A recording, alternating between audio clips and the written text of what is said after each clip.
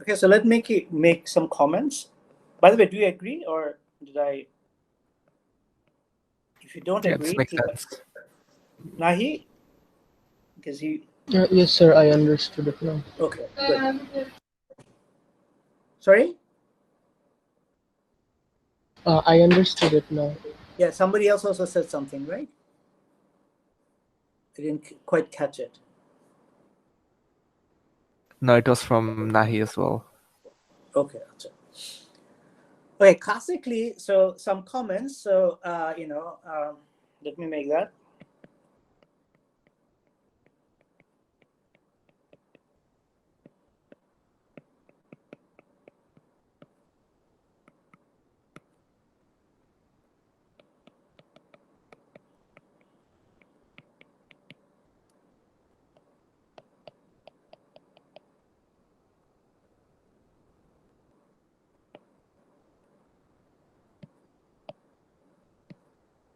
The distribution of magnetic moments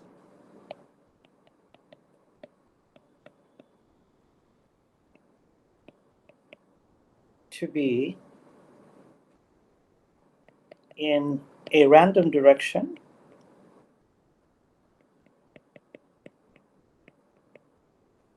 and therefore they should feel a wide range of force. And so, classically, one expects a continuous pattern, okay?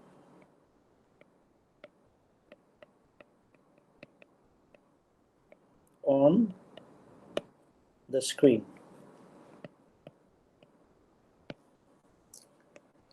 So comment number two, that, the fact that we see only two beams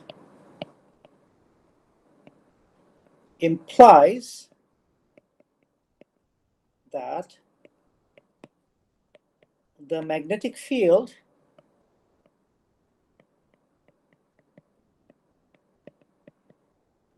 is in essence making an observation, okay? And therefore, not force, and therefore collapsing the wave function or the state. I'm using wave function in a loose sense. The state vector to one of the eigenstates of the SZ operator. Okay?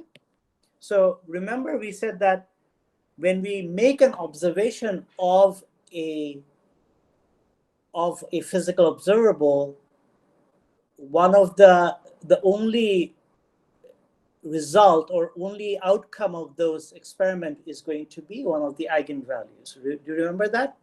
We said that in the first few lectures. Yes, sir. So here what we are doing is that the magnetic field is essentially letting us do the observation on SZ. And as a result, whatever the wave function of the object was, suppose the wave function of the particle was, say, psi, it was, say, A of plus Z plus, say, B of minus Z. For each particle, it's collapsing it to either this or that. If it's collapsing into the first one, then we're observing the eigenvalue plus half. If it's collapsing to the second one, we're observing the eigenvalue minus half.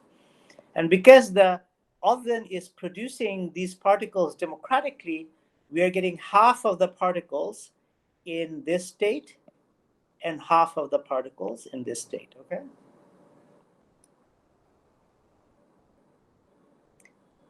Sir, is there a way to change the outcome, like 2/3 and 1/3, suppose, Yes. or is it always half? Well, if you're using the oven, it's the same, but you can, but later on you can change it. Oh, okay. And that is very, very interesting question, okay? And that's exactly what we'll be discussing today. Oh, okay, sir. Okay, so I want to like just stop and pause here and discuss what we've learned here. What we are seeing here is something essentially quantum mechanical. So we are essentially looking at a quantum mechanical phenomena, a quantum, phenomena or phenomenon. We are observing, we are looking at an observation, a quantum observation. And from that observation, we are getting the eigenstates or eigenvalues. Sorry, let me spell it. Some eigenvalues, okay, and eigenstates. And we are getting a collapse of a wave function.